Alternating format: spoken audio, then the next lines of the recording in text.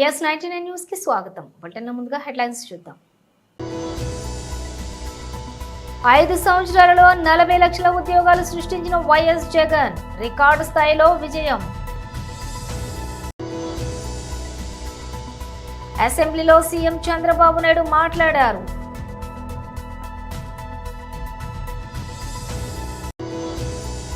మాజీ MP doctor Boora Narsaiah Goud మీడియాతో మాట్లాడారు.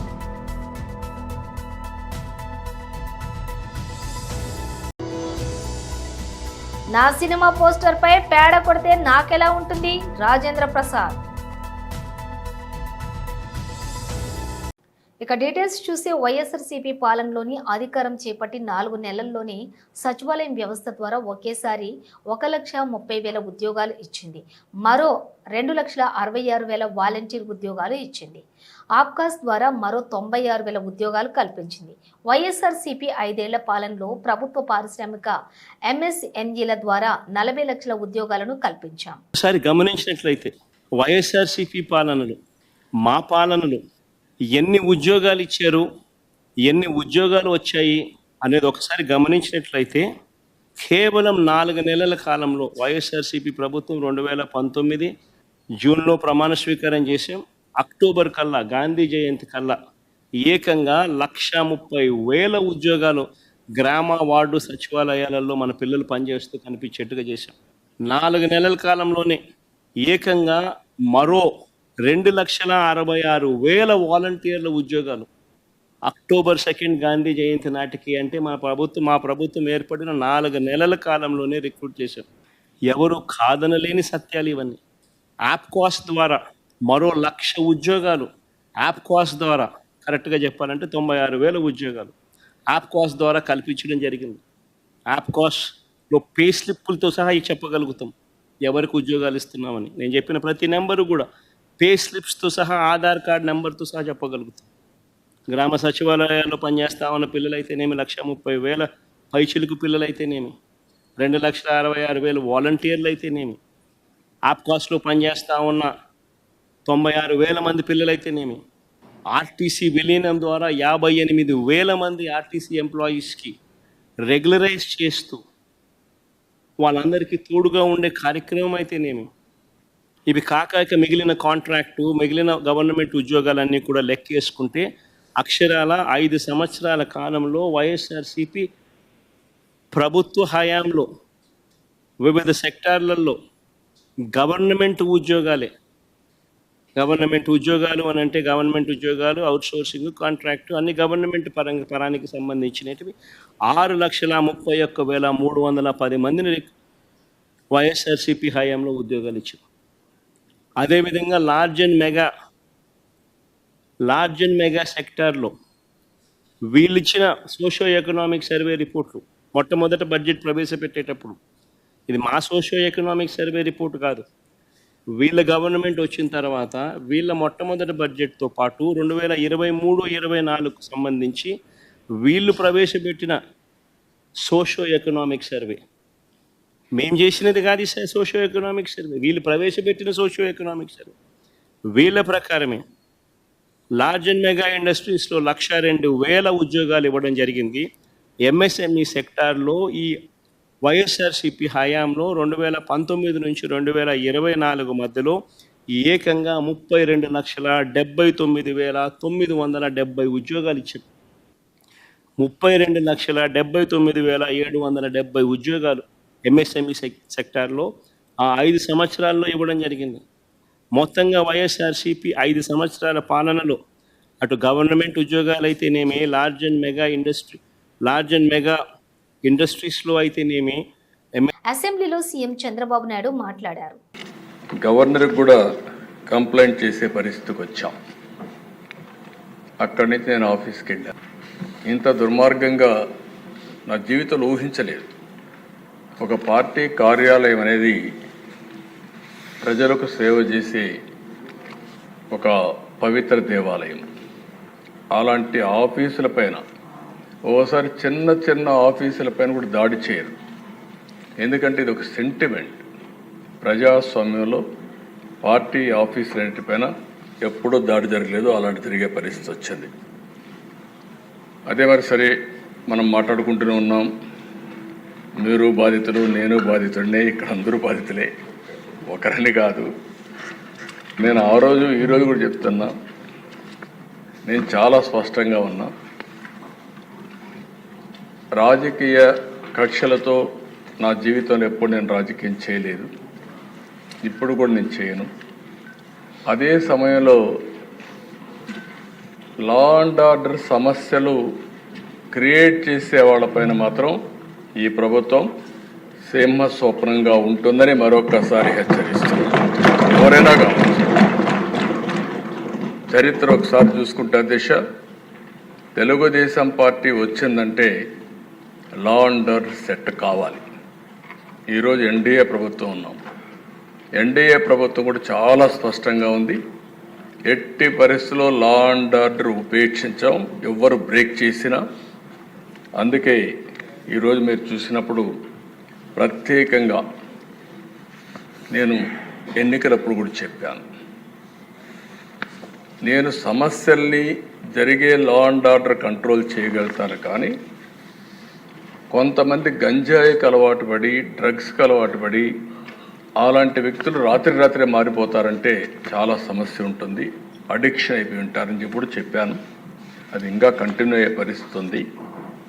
ఏదేమైనా అధ్యక్ష, గంజాయి పైన, డ్రగ్స్ పైన ఉక్కు పాదం మోపాం, ఈగులనే ప్రత్యేక వ్యవస్థ తీసుకొచ్చాం.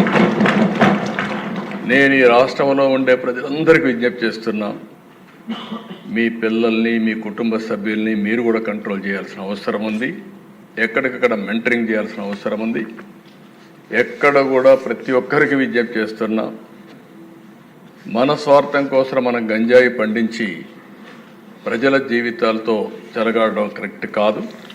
అందుకే లేటెస్ట్ టెక్నాలజీస్ అన్నీ ఉపయోగిస్తున్నాం. నేను పూర్తిగా కంట్రోల్ అయిందని కానీ మంత్రి గారు ఇప్పుడు కూడా చెప్పారు, మేము కంట్రోల్ చేశామని. ఇంకా పూర్తిగా కంట్రోల్ చేశామని చెప్పడం లేదు. ప్రజలు మెచ్చుకున్నప్పుడే మీరు కంట్రోల్ చేసిన. మాజీ ఎంపీ డాక్టర్ బూరా నరసింహ గౌడ్ మీడియాతో మాట్లాడారు. తెలంగాణ రాష్ట్రంలో నేను అనుకోవటం భారతదేశం మొత్తంలో ఒక రాష్ట్రం కేవలం ఒక సంవత్సరంలోనే ఒక రాష్ట్ర ప్రభుత్వం అన్ని రంగాల్లో వైఫల్యం చెందినటువంటి ప్రభుత్వం, పార్టీ, ముఖ్యమంత్రి ఎవరన్నా ఉంటే అది కాంగ్రెస్, తెలంగాణ కాంగ్రెస్ ప్రభుత్వం, ముఖ్యమంత్రి రేవంత్ రెడ్డి గారు అని స్పష్టంగా మనం చెప్పచ్చు. ఇంకో విషయం ఏంటంటే, అసలు రేవంత్ రెడ్డి గారు ఒక ముఖ్యమంత్రి హోదాలో ఉన్నారా, ప్రతిపక్షంలో ఉన్నారా అనే సంగతి వారు చాలా సందర్భాల్లో మర్చిపోతున్నట్లు ఉన్నారు. వారు మాట్లాడే భాష కానీ, వారు మాట్లాడే యాస కానీ, వారు లేవనెత్తే అంశాలు కానీ ఒక ముఖ్యమంత్రిగా ఉన్నటువంటి హోదాలో ఉన్నట్లు లేదు. ఇంకా ఒక ప్రతిపక్ష నాయకుడి నుంచి, దాన్ని మనకు మెడికల్ భాషలో డిజావు అంటారు, అంటే గతంలో ఉన్నటువంటి రోల్ నుంచి వారు బయటపడలేకపోతున్నారని ఈ సందర్భంగా వారికి గుర్తు చేస్తున్నాం. ఈరోజు ఏమవుతుందంటే, రేవంత్ రెడ్డి గారి పాలన 5D పాలన అవుతుంది. 5D. ఈ 5D అంటే ఏంటంటే, ఒకటి డైవర్షన్. మొదటిది డైవర్షన్, డైవర్షన్, డైవర్షన్. ఏం డైవర్షన్? ఈ రేస్ కుంభకోణం అన్నారు, కొన్ని నెలలు ఆ డైవర్షన్. ఫోన్ ట్యాపింగ్ అన్నారు, కొన్ని రోజులు ఆ డైవర్షన్. దాని తర్వాత కులగణనని చెప్పి కొన్ని నెలలు ఆ డైవర్షన్. ఎస్సీ కేటగరైజేషన్ అని చెప్పి కొద్ది రోజులు ఆ డైవర్షన్. ఇక్కడ ఎస్ఎల్బిసి మొత్తం కుంగిపోయి 8 మంది చనిపోతే దాన్ని జవాబు చెప్పలేక మళ్ళీ పోయి మంత్రులందరూ ఢిల్లీలో కృష్ణ వాటర్ అని కూర్చొని డైవర్షన్. ఫస్ట్ డి వాళ్ళు చేసేది ఏంటంటే డైవర్షన్. సెకండ్ డి ఏంటంటే డిమాలిషన్. గతంలో నేను చెప్పాను, వారు డిమాలిషన్ మ్యాన్ అయిపోయారు. హైడ్రాని ముందర పెట్టేసి ఎవరైతే ఇష్టం లేదో, ఎవరైతే కష్టాల్లో ఉన్నారో వాళ్ళని డిమాలిషన్ చేయటం, వారి ప్రత్యేకమైనటువంటి ప్రభుత్వం. కానీ అదే ఓల్డ్ సిటీలో సాక్షాత్తు చెరువులో కట్టినటువంటి ఎంఐఎం ఎమ్మెల్యే కాలేజీ మాత్రం టచ్ చేయడానికి మాత్రం ధైర్యం సరిపోదు. కానీ పేద ప్రజలు, మధ్యతరగతి వారు. రాజేంద్ర ప్రసాద్ ఒకానొక సమయంలో తెలుగు సినిమా హాస్యాన్ని పరుగులు పెట్టించిన కథానాయకుడు. రాజేంద్ర ప్రసాద్కు ముందు తెలుగు సినిమాల్లో హాస్యం ఉంది, ఆ తరువాత కూడా ఉంది. కాకపోతే కథలో అది ఒక భాగంగా మాత్రమే ఉండేది. అలా కాకుండా కథానాయకుడి చుట్టూ తిరిగే హాస్యంతో తనదైన మార్కు చూపించడంలో రాజేంద్ర ప్రసాద్ సక్సెస్ అయ్యారు. ఆయన తరువాత ఆ స్థాయిలో ప్రభావితం చేసిన వారు లేరనే చెప్పాలి. అలాంటి రాజేంద్ర ప్రసాద్ తాజాగా ఒక యూట్యూబ్ ఛానల్ వారికి ఇచ్చిన ఇంటర్వ్యూలో మాట్లాడుతూ ఒక విషయాన్ని గుర్తించి ఒక విషయం గురించి ప్రస్తావించారు. ఒకరోజు నేను ఎన్టీ రామారావు దగ్గరికి వెళ్ళాను. నేను డల్గా ఉండటం చూసి ఆయన కారణం అడిగారు. నా సినిమా పోస్టర్పై పేడ కొట్టారు అని చెప్పాను. ఆ మాట వినగానే ఆయన పెద్దగా నవ్వారు. ఎవరో పని కట్టుకుని వచ్చి నీ పోస్టర్పై పేడ కొట్టారు అంటే నువ్వు ఎదుగుతున్నావని అర్థం. దానికి నువ్వు సంతోషపడాలి కానీ బాధపడకూడదు అని అన్నారు.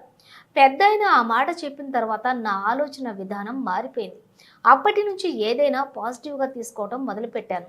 సెట్లో రాజేంద్ర ప్రసాద్తో కొంచెం కష్టమే అని చెప్పుకుంటూ ఉంటారు. నిజంగానే నేను సెట్లో ఉంటే కాస్త అల్లరిగా గొడవగానే ఉంటుంది. సీన్ పర్ఫెక్ట్గా రావడం కోసం వంశీ నేను పోట్లాడుకునేవాళ్ళం. నిజంగా నేను కాస్త తేడా అయితే రేలంగి నరసింహారావు నాతో 35 సినిమాలు ఎందుకు తీస్తారు? క్రియేటివిటీ విషయంలో గొడవ పడటంలో తప్పులేదు అని అన్నారు. భద్రాద్రి కొత్తగూడెం జిల్లా భద్రాచలం నియోజకవర్గం భద్రాచలం పట్టణంలోని ఛత్రపతి శివాజీ మహారాజ్ జ్యేష్ఠ పుత్రుడు శంభాజీ మహారాజ్ వర్ధంతి సందర్భంగా విశ్వ హిందూ పరిషత్ మందిర అర్చక పురోహితు తెలంగాణ రాష్ట్ర సహా ప్రముఖ్ ఓరగంటి సురేష్ కుమార్ మాట్లాడుతూ హిందువులందరూ ఛత్రపతి శివాజీ వలె ధైర్య సాహసాలు కలిగి ఉండి హిందూ దేవతలను ఆరాధిస్తూ హిందువులందరికీ ఆదర్శప్రాయంగా ఉండాలని కొనియాడుతూ శంభాజీ మహారాజ్ చిత్రపటానికి పూలమాలలు వేసి నివాళులు అర్పించారు. భద్రాచలం ప్రఖండ శాఖ ఆధ్వర్యంలో ఈ కార్యక్రమం జరిగింది. ఈ కార్యక్రమంలోని భద్రాచలం ప్రఖండ అధ్యక్షులు తాటిపాముల తిరుపతిరావు, కార్యదర్శి అమర్రాజు, నాగేశ్వరరావు, దొడ్డిపట్ల మణికంఠ, పసుపులేటి రామ్ మరియు అనేక మంది కార్యకర్తలు ఈ కార్యక్రమంలో పాల్గొన్నారు. भारत माता की जय, भारत माता की जय, छत्रपति शिवाजी महाराज की जय, शंभाजी महाराज की जय। हिंदू साम्राज्य पुनर्निर्माता श्री श्री श्री छत्रपति शिवाजी महाराज యొక్క తనయుడు జ్యేష్ఠపుత్రుడైనటువంటి శంభాజీ మహారాజ్ వారి యొక్క వర్ధంతి జరుపుకోవడం హిందువులంతా కూడా ఆ మహారాజు యొక్క గొప్పతనాన్ని, వీరత్వాన్ని, త్యాగాన్ని గుర్తు చేసుకోవడం. చరిత్ర మొత్తం కూడా ఎర్ర కళ్ళద్దాలతో రాసి శంభాజీ మహారాజు యొక్క వీరత్వాన్ని, ధైర్యాన్ని, ఆయన యొక్క శక్తియుక్తుల్ని కూడా మసిపూసి మారేడుకాయ చేసి ఆయన తక్కువ చేసి రాయడం జరిగింది. దీనివల్ల భారతీయులలో అందరిలో కూడా శంభాజీ మహారాజ్ యొక్క గొప్పతనం తెలుసుకోలేకపోయాం. ఇది చాలా చాలా దురదృష్టకరమైనటువంటి విషయం. శంభాజీ మహారాజ్ యొక్క ధీరత్వం, వీరత్వం, ఆయన యొక్క త్యాగం, గొప్పతనం మొత్తం కూడా మనం ఇప్పుడు సినిమాలు చూసి నేర్చుకోవాల్సినటువంటి దుస్థితి ఏర్పడింది. ఈ దుస్థితికి హిందువులంతా కూడా దురదృష్టంగా భావిస్తున్నాం. ఛత్రపతి శివాజీ మహారాజు లాగా జీవించాలి, ఆయనలాగా పుట్టాలి, అలాగే శంభాజీ మహారాజు లాగా జీవించాలి, ఆయనలాగా త్యాగభావంతో హిందువులంతా కూడా నివసించాలి, ఆయనలాగా చనిపోతే అంత ఒక పేరు చనిపోవాలి. ఇదే శంభాజీ మహారాజు యొక్క వర్ధన సందర్భంగా హిందువులంతా కూడా గుర్తు చేసుకోవాల్సినటువంటి విషయం. జై శ్రీరామ్. శంభాజీ మహారాజ్ కి జై, శంభాజీ మహారాజ్ కి జై, జై భవానీ, జై భవానీ. शंभाजी महाराज की जय, शिवाजी महाराज की जय, भारत माता की जय, जय श्री राम, जय श्री राम, जय श्री राम, जय श्री राम. ప్రకాశం జిల్లా పోలీస్ వారి ఆధ్వర్యంలో మార్కాపురం సబ్ డివిజన్ పరిధిలో ఎర్రగొండపాలెం సర్కిల్ పోలీస్ వారిచే జాబ్ మేళా ప్రతిభ ప్రకాశం జిల్లా దామోదర్ ఐపీఎస్ ఆదేశాల మేరకు పీవీఎన్ఆర్ చైర్మన్ పామర్తి గోపిచంద్ సహకారంతో పుల్లల చెరువు ఎర్రగొండపాలెం దోర్నాల పెద్దారవీడు మండలాల యువతీ యువకులు నిరుద్యోగులకు ఉద్యోగ అవకాశం 10వ తరగతి నుండి పీజీ మరియు వృత్తి విద్య కోర్సు చదివిన నిరుద్యోగ యువతకు ఉద్యోగ అవకాశం 16/3/2025 ఆదివారం ఎర్రగొండపాలెంలోని Markapuram road government high school పక్కన అంబేద్కర్ ఆడిటోరియం నందు ఉదయం 8 గంటల నుండి పీవీఎన్ఆర్ గ్రూప్స్ ఆధ్వర్యంలోని ఇంటర్వ్యూలు జరుగును. అర్హత కలిగిన యువతి యువకులకు ఉద్యోగ అవకాశాలు కల్పించబడును. ఎర్రగొండపాలెం సర్కిల్ పరిసర ప్రాంత నిరుద్యోగులకు ఈ అవకాశాన్ని తప్పనిసరిగా వినియోగించుకోవాల్సిందిగా కోరుకుంటున్నాము. ఈ ఎర్రగొండపాలెంలో ప్రకాశం జిల్లా ఎస్పీ శ్రీ దామోదర్ ఐపీఎస్ గారి ఆధ్వర్యంలో పీవీఎన్ఆర్ గ్రూప్ సమక్షంలో ఎర్రగొండపాలెంలోని మన అంబేద్కర్ ఆడిటోరియంలో వచ్చే ఆదివారం అనగా 16/3/2025 ఉదయం 8 గంటలకు మాక్ ఇంటర్వ్యూ జరుగుతుంది. దీనికి ఎడ్యుకేషన్ క్వాలిఫికేషన్ వచ్చేసి 10th to PG మరియు వృత్తి విద్యా కోర్సులు చదివిన వారు ఖచ్చితంగా పాల్గొనాలని కోరుకుంటున్నాము. వచ్చేటప్పుడు అందరూ కూడా మీ యొక్క రెజ్యూమ్తో పాటు ఆధార్ కార్డు కూడా తీసుకొని అటెండ్ అవ్వాలి. ఈ అవకాశాన్ని ప్రతి ఒక్కరూ సద్వినియోగం చేసుకోవాలని కోరుకుంటున్నాను. లిమిట్ వచ్చేసరికి 18 నుంచి 30 సంవత్సరాలు వయసు గలవారు ఇందులో పార్టిసిపేట్ చేయొచ్చు. వచ్చేసి మన అంబేద్కర్ ఆడిటోరియం అని మన ఫైర్ స్టేషన్ పక్కన మార్కాపురం రోడ్లో ఉంటుంది. అక్కడ ఉదయం 8 గంటలకు నుంచి మాక్ ఇంటర్వ్యూ నిర్వహించడం జరుగుతుంది. ఈ ఇంటర్వ్యూలో మీరు జాబ్స్కి ఎలా ప్రిపేర్ అవ్వాలా, హెచ్ఆర్ రౌండ్స్కి ఎలా ప్రిపేర్ అవ్వాలని ట్రైనింగ్ ఇవ్వడం జరుగుతుంది.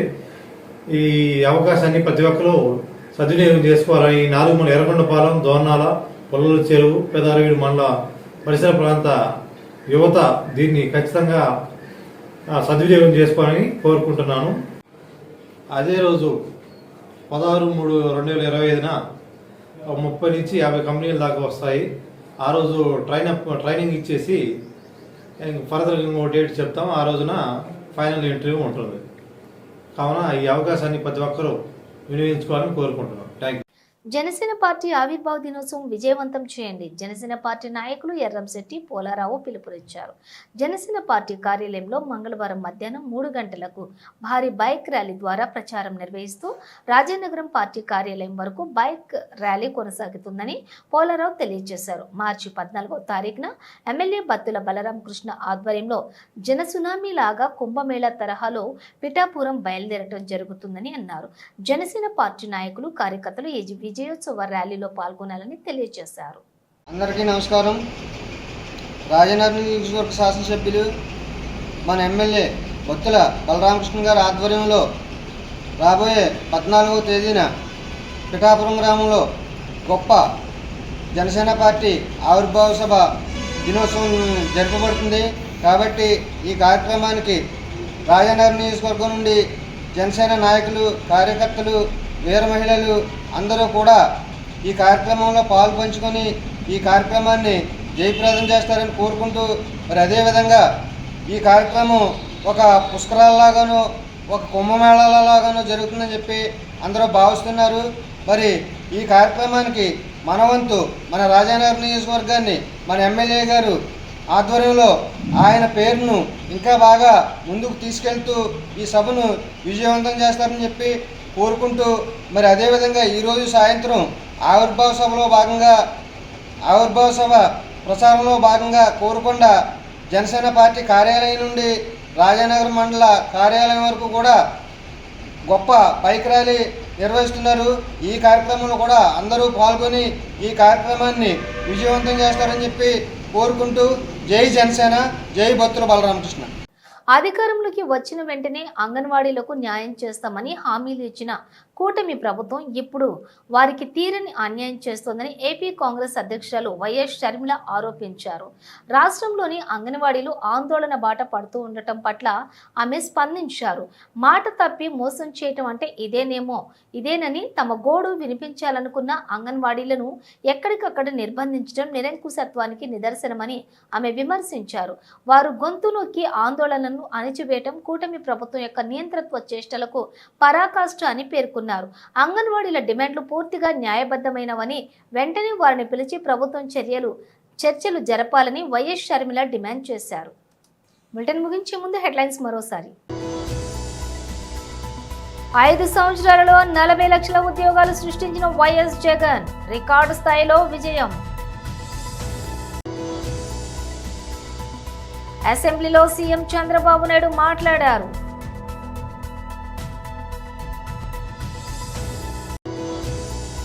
మాజీ ఎంపీ డాక్టర్ బూరా నర్సయ్య గౌడ్ మీడియాతో మాట్లాడారు.